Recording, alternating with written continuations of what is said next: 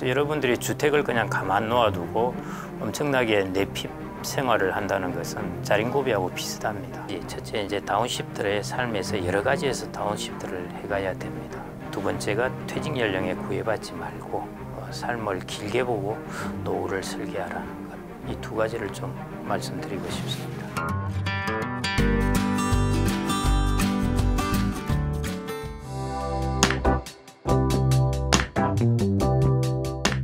제가 이게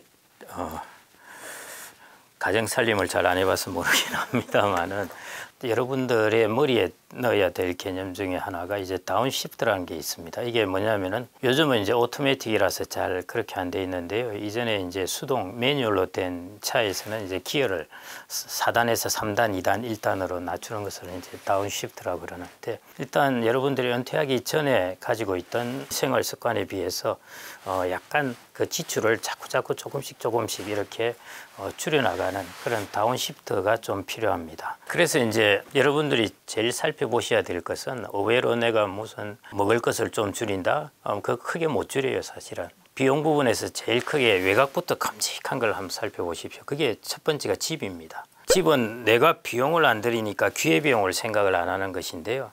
내가 예를 들어 20억짜리의 집에 있다는 것과 내가 10억짜리 집이 있으면서 10억 원을 활용한다는 것, 이런 것들인데요. 20억짜리에 있으면은 이게 한 달에 어마어마한 기회비용입니다. 여러분들은 거의 한 달에 월 한 5, 600짜리 집에 있다는 것인 거죠. 주거비용을 그렇게 쓰고 있다는 것입니다. 그래서 이제 한참 자녀를 키우고 그럴 때는 모르겠는데, 그렇지 않을 때는 이제 앞으로 뭐 그 자산 가격이 어떻게 올라갈지 그것 때문에 이제 계속 머무르시는데요. 제 주변에 한 여러 분 보았습니다. 제가 이런 이야기를 하는 것을 보았는데요. 야, 저분들은 자기 주변의 사람들인데 그렇게 뭐 이런저런 뭐 그렇게 뚜렷한 일을 하지 않은데 노후가 그래도 세팅이 되었더라 하는 것이, 보니까 뭐 있으면서 옆에 저 강남에 집을 조그마한 거 하나 사더만은 나중에 집값이 올라가지고 그 집을 주택연금을 드니까 월 300만 원을 받더라. 그래서 노후 생활비를 어느 정도 세팅해 놓은 것이고요. 또 한 명은 이제 그 집을 팔고 그다음에 작은 집에 가고 조금 외곽으로 가면서 나머지 돈을 이제 금융자산에 넣어서 이제 생활비를 마련하는 것이죠. 이게 이제 주택을 어떻게 활용하느냐 하는 것입니다. 그래서 제일 중요한 것은 이제 주택의 활용입니다. 내가 이게 비용을 지출하지 않으니까 똑같다고 생각을 하는데요. 여러분들이 기회비용이라는 게 있는 것이죠. 내가 이걸 아니고 다른 곳에 있었을 때는 비용이 어떻게 될까 하는 것이 기회비용입니다. 그래서 주택이 이제 가장 첫 번째 큰 부분이라고 볼 수 있고요. 그러면 여러분들이 고정적으로 의외로 많이 들어가는 것이 또 자동차입니다. 예, 요즘 자동차 값도 꽤 비싼데요. 보험료, 세금 등등 해서 하면은 한 달에 꽤 됩니다. 그렇게 자주 돌아다니지 않는다면은 자동차에 대한 비용을 언제 줄이는 부분, 그 다음에 이제 혹시 젊을 때 무슨 일이 있을까 싶어서 보험을 여기저기 막 들어놓은 게 있을 겁니다. 그런 이제 보험을 여전히 쓸데없이 좀 들고 있다면, 예를 들어 종신 생명보험이라고 그러죠. 생명보험은 나이가 60대에서는 이제 별 필요 없습니다. 내가 나이가 30대 이럴 때는 내가 사망하면은 자녀나 안 그러면 나의 가족들이 생활비에 어려움을 겪으니까 생명보험을 들죠. 이제 60 같으면 다 축적해 놨기 때문에 필요 없는 것이고요. 그래서 보험이 이제 과다하게 계속 들어가고 있는 게 없는지 이런 것들 좀 체크하셔야 되고요. 중복되는 보험료 뭐 이런 것들이 아마 주택에 큼직하게 좀 살펴보셔야 될 부분이고, 그다음에 이제 사소하게는 생활비나 이런 것들, 이런 부분들은 이제 아까 다운시프트라고 한 것처럼 그렇게 해나가시는 것이 필요하지 않을까 싶고요. 오히려 제일 어떻게 보면 현명한 사람들은 제일, 우리가 이전부터 이제 회사에서도 마찬가지고 비용을 줄이라 하면은 어떤 사람은 괜히 쓸데없는 작은 곳에 열심히 줄여봐야 줄여들지를 않아요. 가장 이제 크게 우리가 효과를 볼 수 있는 부분, 거기에 대한 의사결정이 제일 중요하다는 것입니다. 물론 어렵죠. 지금 내가 살고 있는 집을 내가 팔고 외곽에 나갔더만은 2배로 올랐다더라. 이런 사람은 정말 미쳐버립니다. 그래서 이런 상황에 의사결정이 어렵긴 하지만요. 이제 우리나라도 점차 저성장 시기에 접어드니까 어느 시점에 가서는 조금 결단을 해야 될 때가 있습니다. 자린고비하면 여러분들 저런 사람들이 대체 있을까 생각하실 거예요. 뭔 어리석게도 굴비를 매달아 놓고 간장만 먹고 있단 말인가 하는데요. 똑같습니다. 여러분들이 주택을 그냥 가만 놓아두고 엄청나게 내핍 생활을 한다는 것은 자린고비하고 비슷합니다. 그 다음에 이제 하나 더 있습니다. 우리나라 같은 경우에 외국하고 좀 달라가지고요. 이제 성인 자녀에 대한 비용 지출 부분이 있습니다. 이 비용 지출을 내가 어떻게 할 것인지 하는 부분. 그러니까 일단은 여러분들의 노후 생활비를 세팅하는 것이 우선입니다. 그리고 나서 이제 남은 게 있으면 모르겠는데요. 사전적으로 뭐 결혼 비용이라든지 등등 해서 여기에 이제 지출이 커지게 되면은 나중에 이게 되돌릴 수가 없습니다. 그래서 그런 부분에 이제 비용 관리가 중요하지 않을까 그렇게 생각되고요. 나머지 생활비는 소소하고 그리고 우리나라 사람들이 그렇게 과소비하는 스타일도 아니기 때문에요. 저는 이 부분이 제일 크지 않나 그렇게 생각됩니다.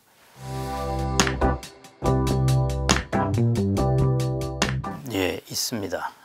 제가 얼마 전에 칼럼을 쓰면서 그 책을 읽었는데요. 그 책에 아마 그 양반이 이야기한 것을 제가 다 외우지를 못해서 제가 오늘 카피를 해가 가져왔습니다. 오히려 이게 여러분들 잘 아시는 하여튼 불안 뭐 이런 책을 쓴 알랭 드 보통이라는 프랑스 철학자가 있습니다. 이 사람이 일의 기쁨과 슬픔이라는 책도 써놨는데요. 그 책도 제가 재미있게 읽었는데 저도 일자리에 일을 함으로써 갖는 비경제적 효과 뭐 이런 고상한 말을 쓰면서 열심히 이야기를 했는데 역시 글 쓰는 사람은 글 쓰는 사람입니다. 이렇게 잘 표현을 할 수가 없는데요. 정말 제가 한번 읽어드리겠습니다.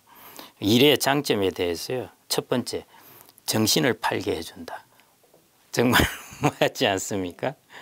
그 다음에 우리의 불안을 일을 통해 성취 가능한 몇 가지 목표로 집중시켜준다. 정말 전 철학자나 문학자가 대단한 거죠. 그 다음 세 번째입니다. 우리에게 뭔가를 정복했다는 느낌을 준다. 예. 그 다음에 마지막이 멋있습니다. 품이 있는 피로를 안겨준다. 우와. 이게 저는 그래서 정말 아무나 이게 글을 쓰는 게 아니구나. 예, 예. 그래서 이거 이상 그 일의 비경제적 효과나 중요성에 대해서 이렇게 설득력 있게 정말 아마 많은 사람들이 이거 들으시면 저도 보면서 하나하나가 야 정말 이렇게 했는데요. 그게 저는 이제 돈의 목적뿐만 아니라 돈에 또 있죠. 그게 있으니까 우리가 그 여유 있는 피로감이라든지 이런 걸 느끼게 되는 것이죠. 그래서 그는 돈과 뗄 수는 없습니다. 그런데 인간은 노동을 통해서 이전에 보면은 그게 나오지 않습니까? 성경에 이제 신은 인간을 창조했고 세상을 창조했다는 것이 어떤 의미가 있냐면은 그리고 나서 이제 인간을 신의 형상을 따라 만들었다는 것인데요. 그 말은 뭐냐? 인간도 뭔가를 창조하고 만들어내는 것. 여기에 의해서 기쁨을 많이 느낀다는 것입니다. 그래서 그런 부분에 가치도 있는 것이고요. 그래서 자본주의 사회가 되면서 막스도 그런 이야기를 했지만은 사람들이 이제 일에서 소외됩니다. 자기가 뭔가를 스케이트를 하나를 다 만드는 것이 아니라 자기는 못 박는 것만 평생 한 것이죠. 스케이트가 어떻게 만들어지는지도 모르고 그게 이제 노동의 소외라고 그러는데 이제 은퇴 후에는 그런 쪽에서 노동의 소외를 좀 극복하고 아까처럼 알랭 드 보통이 이야기한 그런 일의 기쁨을 저 주변에서 그런 것들을 좀 누리는 분들이 꽤 있습니다. 저는 그게 일의 비경제적 효과가 아닌가 싶습니다. 한 두 가지 정도인데요. 참 어려운 부분이긴 한데 우리나라 지금 은퇴 연령이 60세로 되어 있습니다. 그런데 이것은 국가가 정해놓은 것이고요. 자기의 생물학적 능력하고는 관계가 없습니다. 일본은 60세지만은 70세까지 이제 실질적으로 고용을 하고 있고요. 서구 사회는 대략 65세 전후고 미국이나 영국은 없습니다. 은퇴 연령이라는 게. 그래서 제가 드리고 싶은 말씀은 60세라는 은퇴 연령에 구애받지 마시라는 것입니다. 60세가 있다 보니까 사람들은 60세를 기준으로 뭔가를 다 생각을 하고 60세 넘어서 일을 하면 뭔가 내가 과다하게 뭔가 한 다음 이런 생각을 하시는데요. 지금 60대 중반 이 정도까지 이 고용률이 60%가 넘습니다. 그러니까 상당 부분 계속 재취업을 통해서 일을 하신다는 것이죠. 그래서 저는 첫 번째 퇴직 연령에 구애받지 마라. 예, 그게 우리나라를 기준으로 하지 말고 서구 사회나 글로벌한 기준을 보고 사람들은 어떻게 일을 해가는가 하는 걸 보고 노후의 삶을 플랜하는 것이 좋다는 것이고요. 그 다음에 이제 두 번째 부분, 잠깐만요. 그 습관이 있다면은 그게 이제 지출에 관련된 습관입니다. 그 습관인데 원래 뭐가 잘 아시다시피 이제 퇴직 전에 소득이 있을 때 그 지출 습관을 퇴직 후에 이렇게 탁 줄이기 어려우니까요. 그 지출 습관을 조금씩 줄이는 것, 다운시프트 하는 것이죠. 그래서 저는 두 가지, 첫째 이제 다운시프트의 삶에서 여러 가지에서 다운시프트를 해가야 됩니다. 그 다음에 이제 두 번째가 퇴직 연령에 구애받지 말고 삶을 길게 보고 노후를 설계하라는 것. 이 두 가지를 좀 말씀드리고 싶습니다.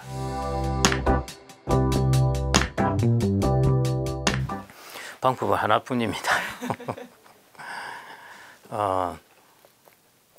혹시 여기가 금융자산이라고 한다면요, 주택자산을 활용하는 것 하나 반드시 활용하셔야 됩니다. 그 다음에 이제 두 번째가 결국은 이제 자기가 가진 인적 자산이라는 것인데요. 이제 재취업을 통해서 일하는 기간을 조금 길게 하는 것입니다. 저는 이제 앞으로 장수 사회가 왔기 때문에 대략 최소 이제는 65세, 그 다음에 한 70세 정도까지는 해야 되지 않나 그렇게 생각을 하는데요. 제 친구 중에 주택관리사대에서 이제 아파트 관리소장 수습한다는 친구는 뭐 대략 지금 보니까 뭐 한 75세, 길면은 더 한다 이렇게 생각을 하고요. 또 이제 건물을 관리하는 친구도 있습니다. 그 친구는 처음에는 제가 한 4, 5년 전에 그걸 시작했는데요. 한 65세 정도 되면은 이제 그만한다는 생각을 해야지 했는데 최근에 만나보니까 한 70세 정도까지는 해도 되겠다는데요. 또 한 5년 있으면 또 75세 이야기할지도 모르겠습니다. 그래서 이제 그러니까 한 55세, 57세 이런 때 일을 멈춘 거하고 한 70, 75세까지 소득이 많지는 않지만 이어가는 거하고 아주 큰 차이가 있습니다. 그래서 저는 자산이 많지 않은데 노후를 안정적으로 설계할 수 있는 가장 필수적인 요건은 자기의 인적 자산을 다시 가동하는 것입니다. 제 방금 예를 들어 친구들은 이전에 직장에 있었던 전문성하고는 관계없습니다. 물론 그 경험이 연결은 되겠죠. 그렇지만은 직접적인 관련성은 전혀 없는데 자격증이라든지 이런 걸 통해서 이제 그리로 이동하게 된 것이니까요. 얼마든지 내가 이 부분에 내가 어떤 자격으로 하는데요. 제가 보면은 제가 최근에 만나본 사람들로서는 이제 안전관리사 자격증을 공부해서 그런 쪽에 일을 한다든지 이런 분들도 꽤 있거든요. 그래서 자기의 인적 자산을 다시 가동하는 것입니다. 그 다음에 이제 주택 자산. 우리나라는 보통 주택은 보통 자기 집을 가지고 있으니까요. 그래서 이 두 가지 자산을 다시 한 번 더 살펴보고 그 가치를 높이는 것, 그 다음에 주택 자산은 활용하는 것, 그게 저는 필요하지 않을까 싶습니다. 우리나라는 이미 선진국으로 이제 세팅이 되어 있습니다. 그래서 복지가 훨씬 과거에 비해서는 어느 정도 국가가 복지를 해줄 수 있는 조금 여력이 있는 상황이고요. 그 다음에 지금 60년대생들은 1988년부터 국민연금이 도입되었기 때문에 거의 국민연금을 이제 풀로 받을 수 있는 그런 연령대입니다. 그래서 60년생, 61년 뭐 이런 사람들은 제 주변의 사람들을 보면은 대략 월 200을 받습니다. 국민연금으로요. 물가 연동되는 것이니까요. 훨씬 나아졌다는 것이죠.